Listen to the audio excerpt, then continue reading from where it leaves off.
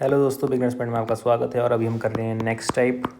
और इससे पहले के टाइप नहीं देखे तो फिर पुरानी वीडियोस में जाकर आप देख सकते हैं। प्लेलिस्ट पे बनी हुई है 75 डेज़ के नाम से, तो वहाँ पर ये सब देख सकते हैं। राजकोषीय नीति एवं राजस्व। राजकोषीय नीति से तात्पर्य सरकार की व्यय, ऋण तथा ऋण के प्रबंधन से संबंधित उन नीतियों तथा क्रियाकलापों से है जिनका प्रयोग सरकार रोजगार उत्पादन, राष्ट्रीय आय तथा मूल्य स्तर पर वांछित प्रभाव डालने तथा अवांछित प्रभावों को टालने के उद्देश्य से करती है। राजकोषीय नीति का क्रियान्वयन बजटीय घोषणाओं के माध्यम से सरकार द्वारा देश में स्थिरता के साथ विकास को बढ़ावा देने हेतु किया जाता है। राजकोषीय नीति के 3 बड़े उपकरण करारोपण, सार्वजनिक व्यय, सार्वजनिक व्यय और करारोपण। हीनार्ट प्रबंधन का भी सरकार द्वारा राजकोषीय नीति के रूप में उपयोग किया जाता है। भारत में दीर्घकालीन राजकोषीय नीति की घोषणा तत्कालीन वित्त मंत्री वीपी सिंह द्वारा की गई थी। कर, टैक्स। कर सरकार को दिया जाने वाला एक अनिवार्य भुगतान है जिसके बदले में सरकार किसी प्रतिपूर्ति का वादा नहीं करती। कर को 2 भागों में बांटा जा सकता है: प्रत्यक्ष कर डायरेक्ट टैक्स, अप्रत्यक्ष कर इनडायरेक्ट टैक्स। इसमें करापात और कराघात दोनों एक ही व्यक्ति पर होता है: आयकर, निगम कर, संपत्ति कर, पूंजीगत लाभ कर, प्रतिभूति लेन देन कर आदि। इसमें करापात किसी एक व्यक्ति पर जबकि कराघात किसी दूसरे व्यक्ति पर पड़ता है: वस्तु एवं सेवा कर, उत्पाद कर, सीमा शुल्क, मनोरंजन कर, बिक्री कर आदि। फिर आ जाते हैं जीएसटी परिषद। जीएसटी कितने सदस्य होते हैं? 33। अध्यक्ष कौन होता है? केंद्रीय वित्त मंत्री। क्वोरम 50% का होता है। निर्णय कुल उपस्थित सदस्यों के 3/4 के बहुमत से।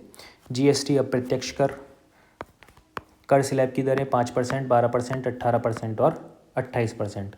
1 जुलाई 2017 से लागू। 101वां संविधान संशोधन अधिनियम 2016 संबंधित अधिनियम है। कौन सा है? 101वां।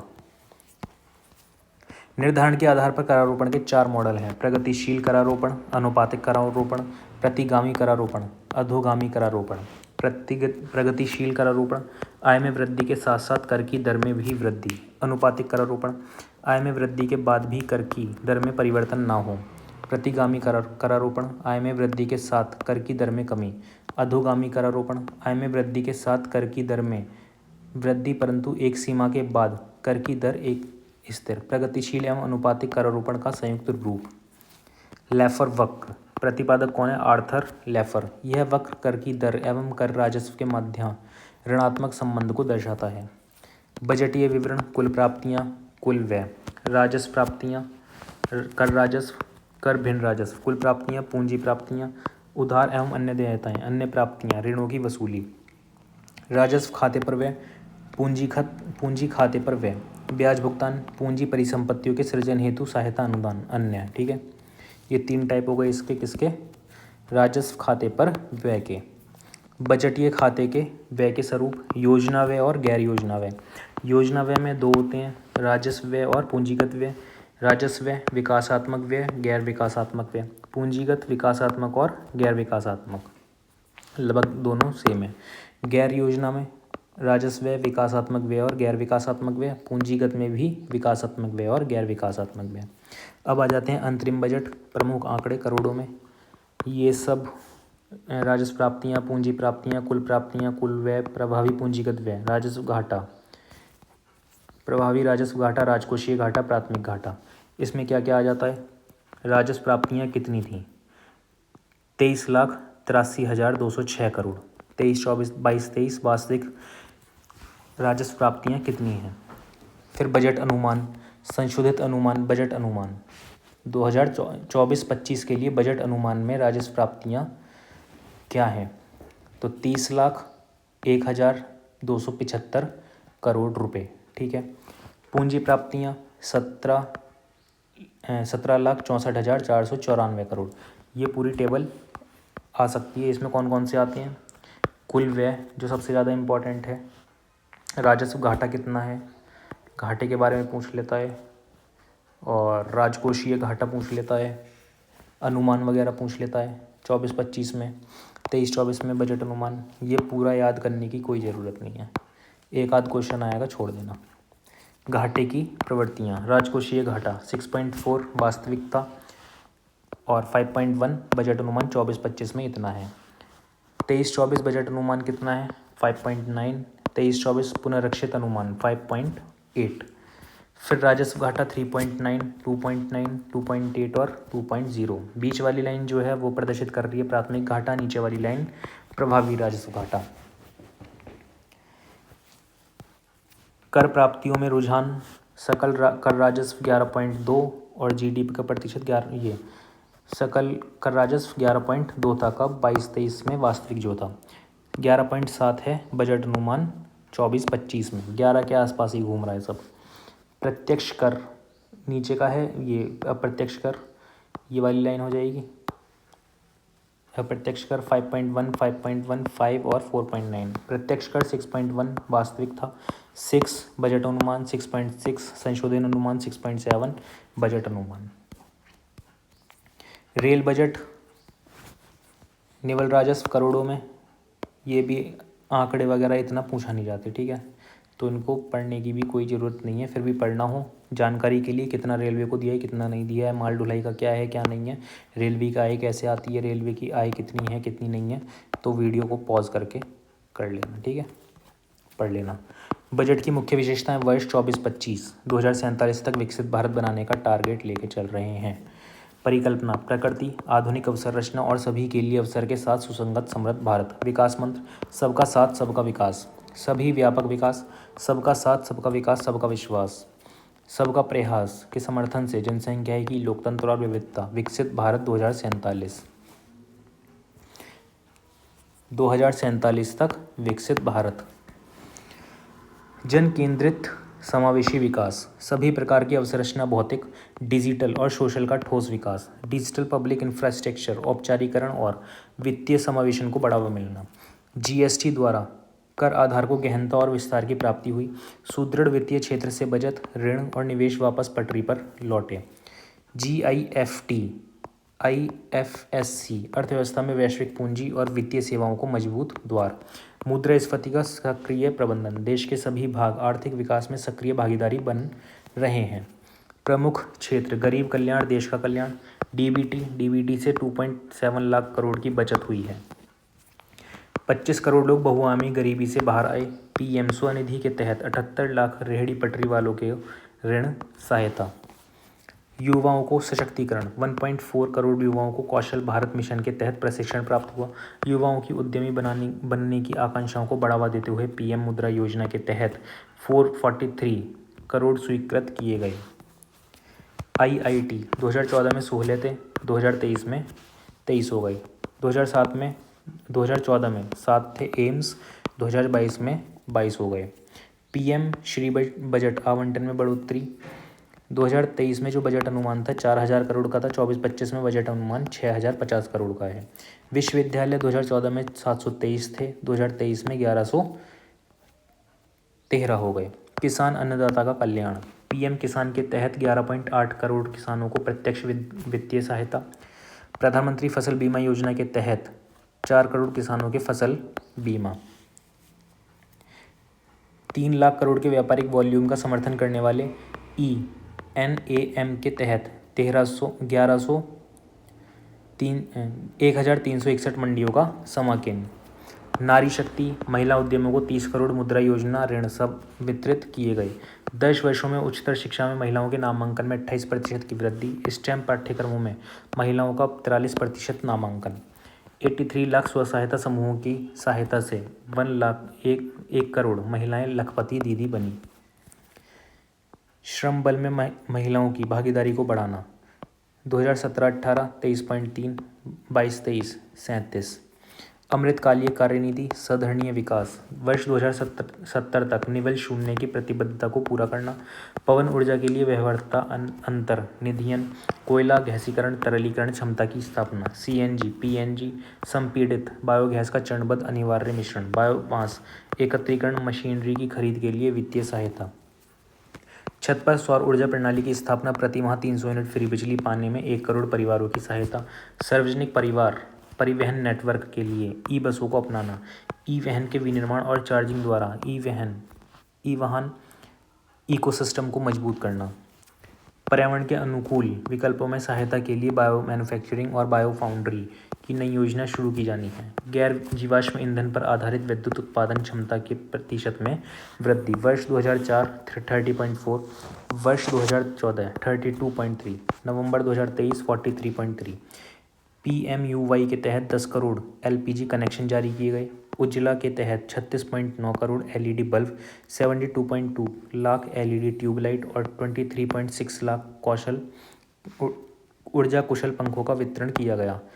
SNLP के तहत 1.3 करोड़ LED स्ट्रीट लाइट लगाई गई। अवसंरचना और निवेश। लॉजिस्टिक कार्यकुशलता बढ़ाने तथा लागत को कम करने के लिए PM गति शक्ति के अंतर्गत 3 बड़े रेलवे कॉरिडोर कार्यक्रमों को लागू करना।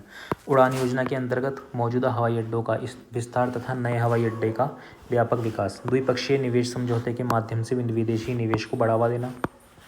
मेट्रो रेल और नमो भारत के द्वारा शहरों में परिवर्तनों को बढ़ावा देना। FDI के अंतर्प्रवाह को दोगुना करना। वर्ष 2005 से 14 में 298, 14 से 23 में 596। समावेशी विकास। रोजगार सृजन सहित तेजी से विकास में राज्यों को सहायता करने के लिए आकांक्षी जिला कार्यक्रम। आकांक्षी जिलों में समावेशी विकास। 2018 68, अक्टूबर 2023 89। गर्भावस्था की प्रथम तिमाही में प्रसव पूर्ण देखभाल के लिए पंजीकृत महिलाओं का प्रतिशत।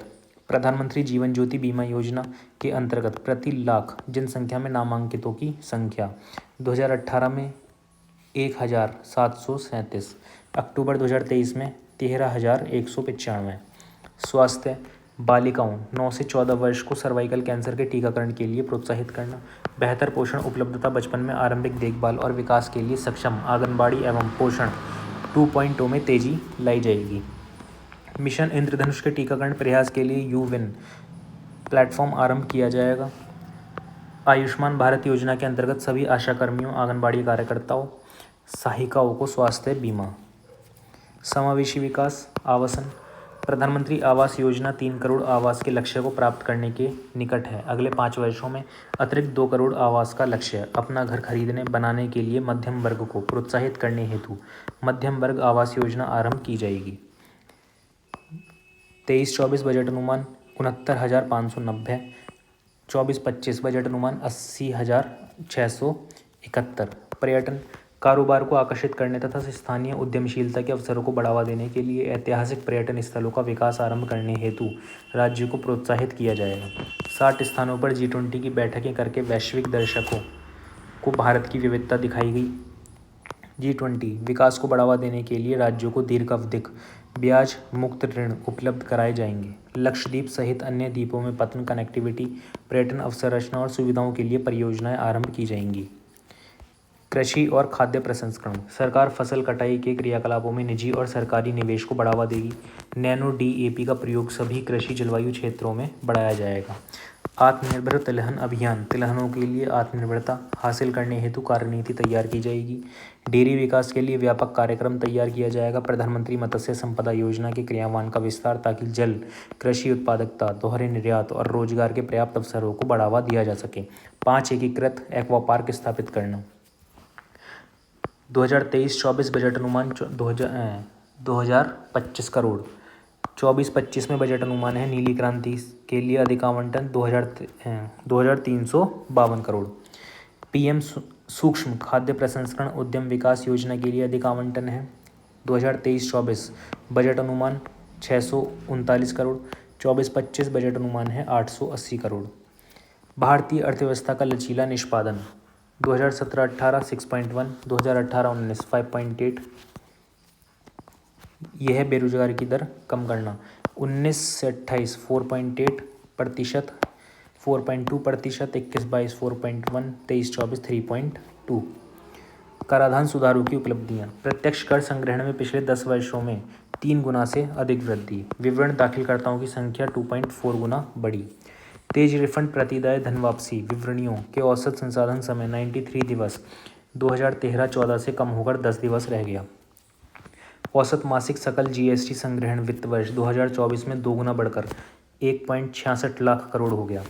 राज्य राजस्व की कर वैवेंसी 0.72 से बढ़कर GST के बाद की अवधि में 1.22 हो गई है। जीएसटी के बारे में सकारात्मक भावना 94%। उद्योग पट्टाकर्ता जीएसटी में पारगमन को मोटे तौर पर सकारात्मक मानते हैं। 80% प्रत्युत्तरदाता महसूस करते हैं कि जीएसटी से आपूर्ति श्रृंखला इष्टतमीकरण हुआ है। अग्रणी परामर्शदात्री फर्म द्वारा संचालित सर्वेक्षण के अनुसार वर्ष 2019 में आयात निर्गम समय में गिरावट। इनलैंड कंटेनर डिपो में 47%, एयर कार्गो परिसरों में 28%, बंदरगाहों में 27%। उपभोक्ताओं को हित लाभ, रसद लागत और अधिकांश वस्तुओं सेवाओं के मूल्य में कमी। कर प्रस्ताव, कराधान में निरंतरता। स्टार्टअप और सार्वजनिक संपदा निधियों, पेंशन निधियों द्वारा किए गए निवेशों में कतिपय कर रहित लाभ। दिनांक 31 मार्च 2024 को पूर्व में कलातीत हो रहे कुछ आईएफएससी यूनिटों को दी जा रही कर छूटों में 31 मार्च 2025 तक बढ़ाया गया। बकाया प्रत्यक्ष कर मांग से छूट। वित्त वर्ष 2009-10 तक के बकायों में 25,000 तक छूट। वित्त वर्ष 2010-11 से वित्त वर्ष 2014-15 तक के लिए 10,000 तक 1 करोड़ करदाताओं को लाभ होने की आशा है। पुरानी कर दरों को बनाए रखा गया। आयात शुल्क सहित प्रत्यक्ष कर और अप्रत्यक्ष कर मौजूदा घरेलू कंपनियों के लिए निगम कर 22% और कुछ नई विनिर्माण कंपनियों के लिए 15%। नई कर व्यवस्था के अंतर्गत 7 लाख रुपए तक की आय वाले करदाताओं की कोई कर देयता नहीं। रुपया कहाँ से आता है? आयकर से 19%, उधार और अन्य देयताओं से 28%। उसके बाद कर भिन्न प्राप्तियों से 7%, जो ये है। कर्ण भिन्न ऋण भिन्न पूंजीगत प्राप्तियां 1%, सीमा शुल्क 4%, जीएसटी एवं अन्य कर 18%, केंद्रीय उत्पाद शुल्क 5%,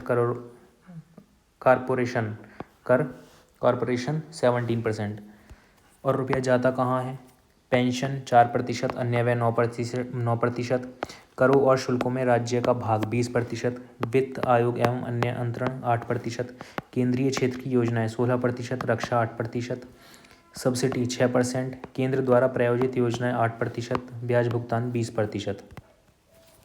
विशिष्ट मंत्रालयों के लिए आवंटन लाख करोड़ में। रक्षा मंत्रालय के लिए 6.2 लाख करोड़, सड़क परिवहन एवं राजमार्ग मंत्रालय 2.78, रेल मंत्रालय 2.55 लाख करोड़, उपभोक्ता मामले एवं खाद्य एवं सार्वजनिक वितरण मंत्रालय 2.13, गृह मंत्रालय 2.03, ग्रामीण विकास मंत्रालय 1.77, रसायन एवं उर्वरक मंत्रालय 1.68, संचार मंत्रालय 1.37, कृषि एवं किसान कल्याण मंत्रालय 1.27।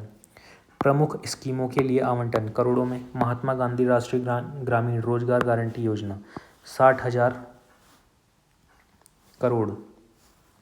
23-24 में बजट अनुमान 24-25 बजट अनुमान 86,000 करोड़।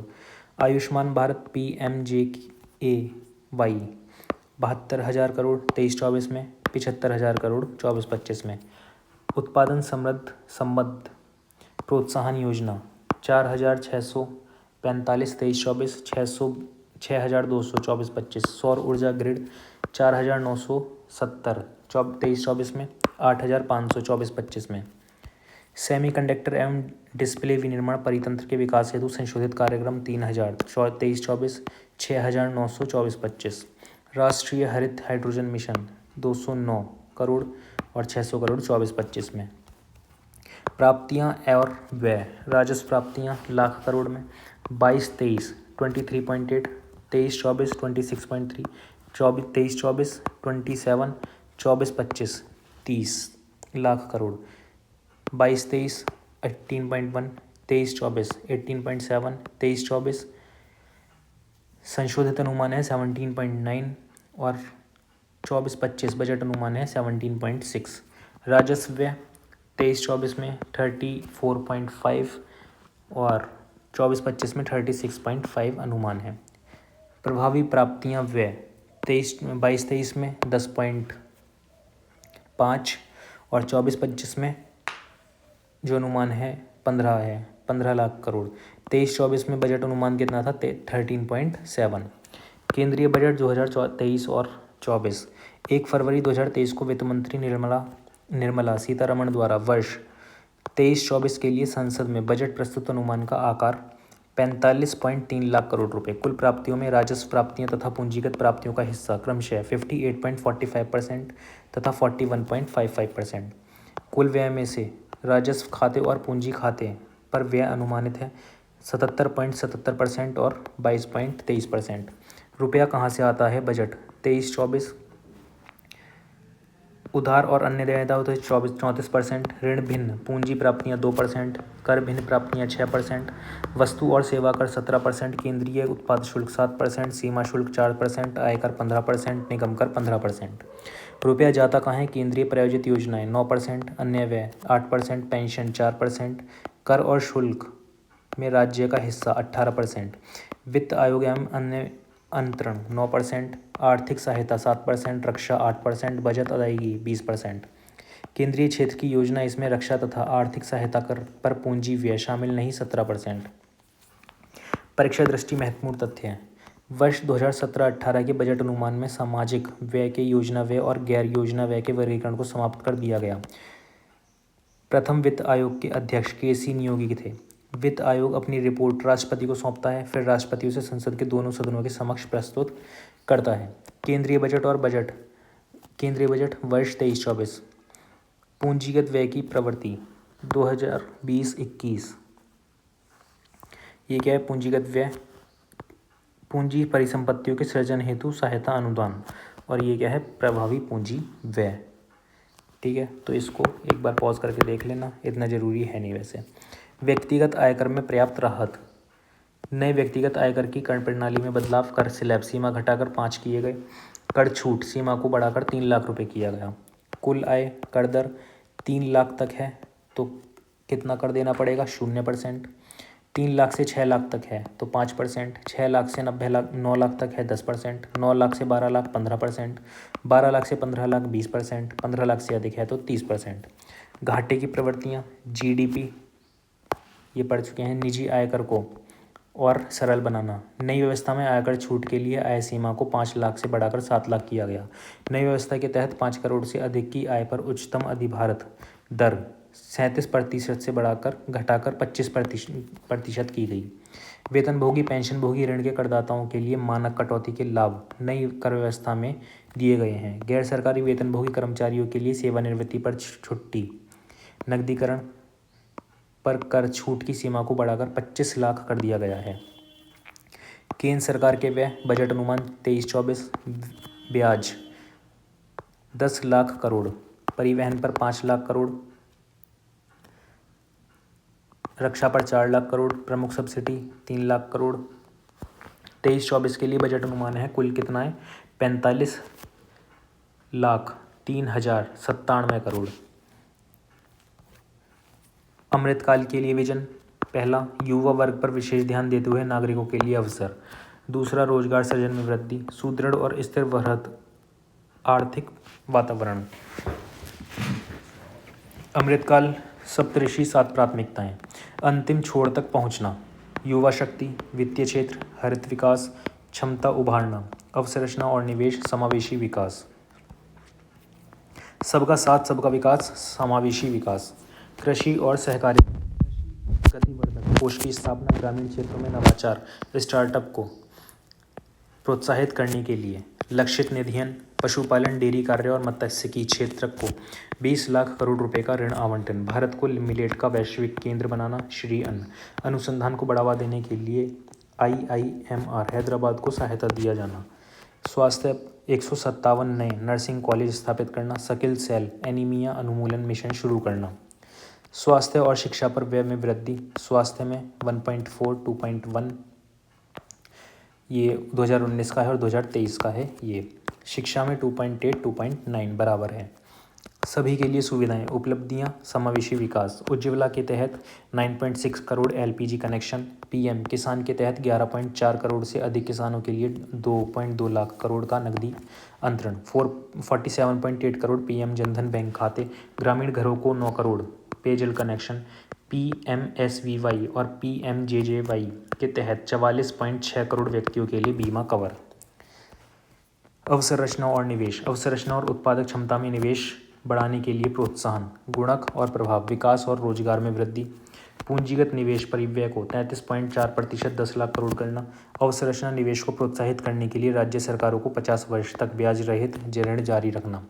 रेलवे के लिए 2.4 लाख करोड़ का अब तक का उच्चतम पूंजीगत व्यय। वित्तीय क्षेत्र, महिला सम्मान बचत पत्र, महिलाओं के लिए 2 लाख तक की शिक्षा राशि जमा करने के लिए सुविधा के साथ 2 वर्ष की अवधि के लिए 1/12 नई लघु बचत योजना। वरिष्ठ नागरिकों के लिए लाभ, वरिष्ठ नागरिक बचत योजना के लिए अधिकतम जमा राशि को 15 लाख से बढ़ाकर 30 लाख कर दिया गया। ठीक है। फिर राजकोषीय प्रबंधन, राज्यों को 50 वर्ष का ब्याज मुक्त ऋण, जिससे वर्ष 23-24 के भीतर पूंजीगत व्यय पर खर्च किया जाना है। राज्यों के लिए राजकोषीय घाटा GSDP का 3.5% विद्युत क्षेत्र के सुधारों के लिए सहबद्ध किया गया है। राजकोषीय समेकन, वर्ष 2025-26 तक राजकोषीय घाटे को 4.5% से नीचे रखने का लक्ष्य।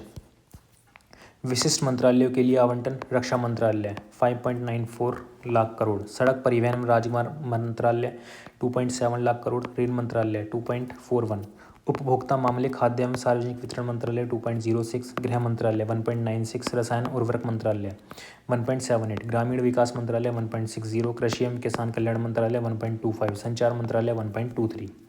मुख्य योजनाओं के लिए आवंटन करोड़ों में। फार्मास्यूटिकल उद्योग का विकास 22-23 बजट अनुमान 100 करोड़, 23-24 1250। जल जीवन मिशन 60,000 22-23, 70,000 23-24।